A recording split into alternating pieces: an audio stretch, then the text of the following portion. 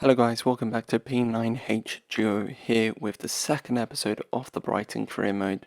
Do like and do subscribe, as most of you aren't subscribed to while watching this. Anyway, our first game is a sim against Salford City in the Carabao Cup. Here we do sign Jeremy Doku, as well as it was a suggestion from one of you, and our first game in this episode is against Leeds United in the Premier League. Christian Pasnak getting the credit he deserves there with 3 goals in his last 3 games. Here are the lineups for this game. As you can see, not very changed, to be fair. We go with similar lineups unless our players are tired. And here is Leeds lineup, who obviously are strong, but they don't have a Patrick Bamford up top. I wonder why that is. Anyway, we do kick off. Let's see how we do against Leeds United in our 3rd Premier League match, I believe. Maybe it's 4th. Who cares? Anyway, let's straightway get into the match and see how we do against Leeds United. Here we are on the left-hand side. Fashnak gets the ball. What can Fashnak do? Outside the box, shoots, and brilliantly saved by Casilla. Brilliant effort by Christian Fashnak, who has been a top-notch signing for us. It was just dipping and Casilla had to get to it. And now Leeds United are on attack with Rafinha. Rafinha gives it to Ayling, who crosses it into Rodrigo. Rodrigo misses. Wow. Really close to the goal. Roberto Sanchez probably had it covered, to be honest with you, but Rodrigo should be hitting the target from that distance. And now we are on the attack with Maupay. Maupay gives it to Sailormakers. Sailormakers through on goal. Shoots, and what a goal that is. A low-driven shot to the far post. And it's 1-0 to Brighton Hove Albion at the Amex Stadium against Leeds United. A brilliant team effort. Maupay with the assist. Leeds United just left too much space on the right-hand side. On their left-hand side, our right. And Sailormakers punishes them for poor defending. Casilla can't reach it. And now we're on the attack once again. Sailormakers through on goal once again. Shoots from far, and it's just over the crossbar. Sailormakers coming into this game really good. As you see, that just lifts above the crossbar there. Great start to the game by us. And now we lose the ball in a dangerous position. What can Leeds United do? And they do punish us. And it's 1-0 in the 32nd minute.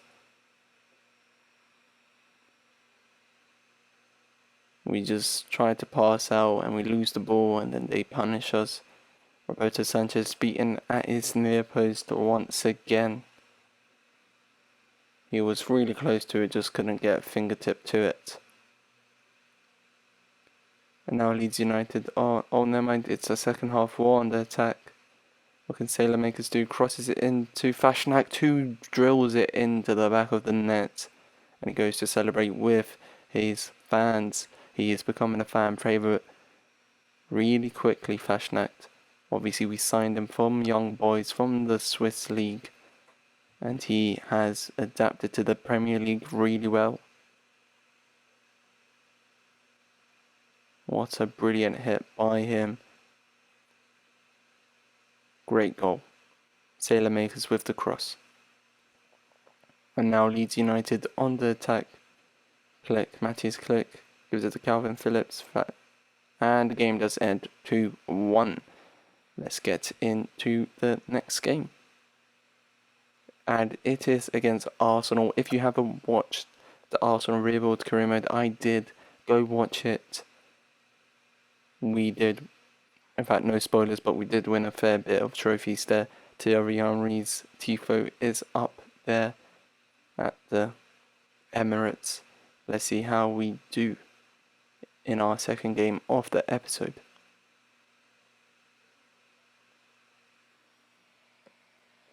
And now Arsenal, Bukayo Saka on the left-hand side. What can the teenager do? He gets into the box far too easily. Bukayo Saka, what can he do? He cuts back inside, and just from the near post, Roberto Sanchez is beaten once again. But what a solo goal that was from Saka from his own half. Dribbles into our box. Just cuts and turns. and eventually gets the goal. What a goal from the youngster. Roberto Sanchez definitely should be doing better. He does get an arm to it, but the power does overrule the arm. Now Arsenal on the attack. Once again in the second half. What can they do? Defenders far too easily beaten, and it's 2-0 in the 54th minute. Martinelli with the goal. The youngsters are absolutely dominating us. We can keep the old players in hand, keep them far away from goal, but it's the youngsters that are causing us trouble with their pace and their abilities. Martinelli with a beautiful strike.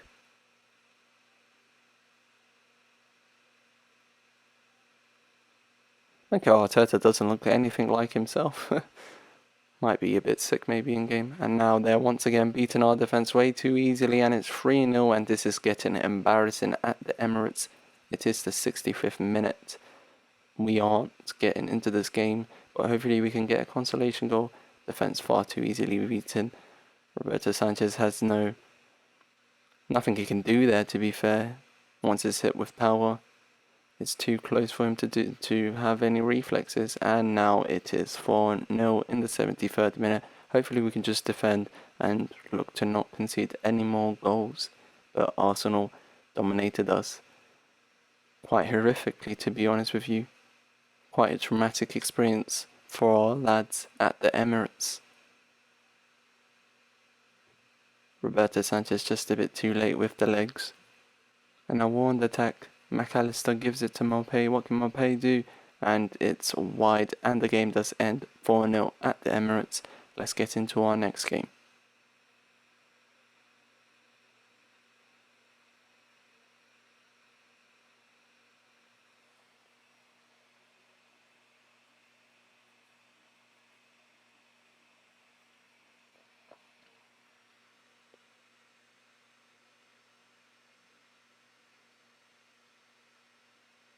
And now our last game of the episode is against Liverpool.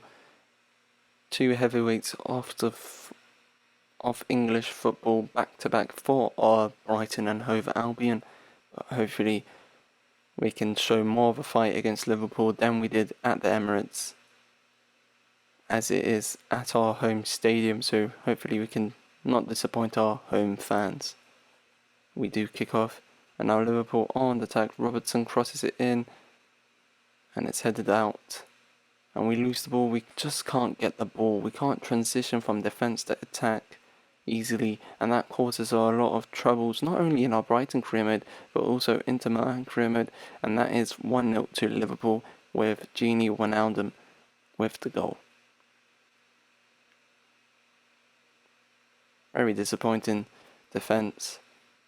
To be honest with you, it's not even the defence, it's the transitioning that causes us the most trouble. As we seek to attack, we lose the ball, and on the counter-attack, our positions always score.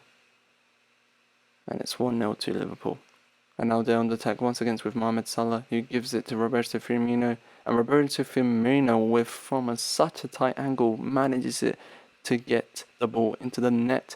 And Roberto Sanchez has really disappointed us here, with him being beaten at his near post 4 times, I think, this episode. It was really upsetting, but hopefully he can improve, as he is the poster boy for the Brighton career mode. Just unbelievable from Roberto Firmino to score from that angle, to be honest with you. Maybe Lewis Dunk should have closed him down a bit better, but Roberto Sanchez should have definitely covered his near post. And now we're on the attack in the 36th minute. Maupay through on goal. What can Maupay do? Neil Maupay, and it's 2-1. We do pull a goal back against Liverpool's 2, and it is 2-1. Hopefully we can score another and equalise, but it will be difficult.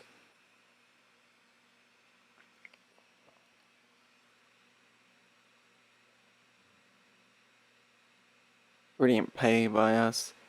Bissouma brings out the ball, and Maupay just smashes it into the back of the net.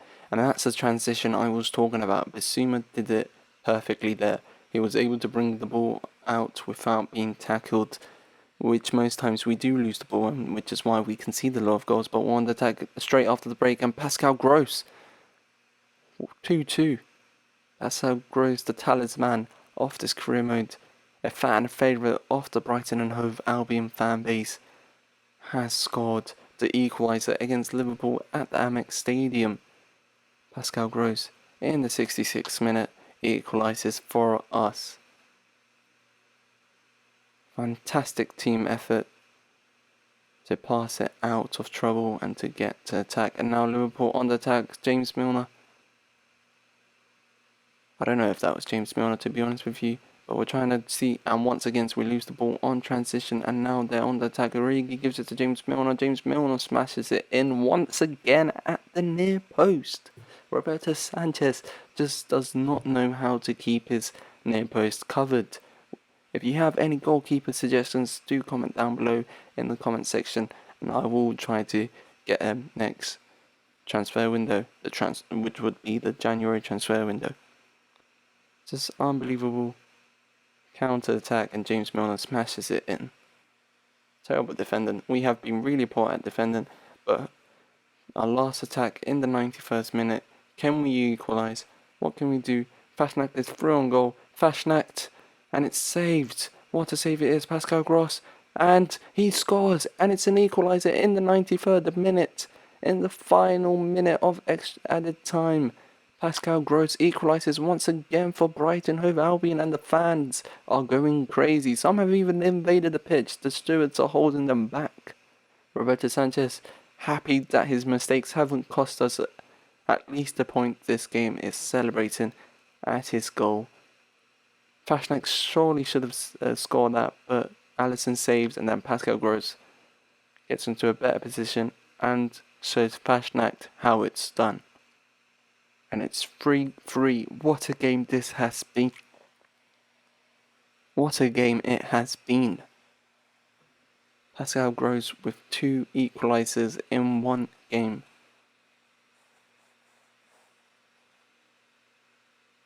And surely now the game will be over at the Brighton Amex Stadium, sorry. I was going to call it Brighton and Hove Albion Stadium.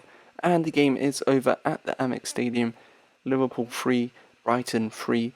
What a game it has been. And as you can see, we are 8th. That is a good position to be in. And first... And just look at and first is Arsenal. Anyway, thanks for watching. Do like, do subscribe, and I will catch you guys later with another career mode.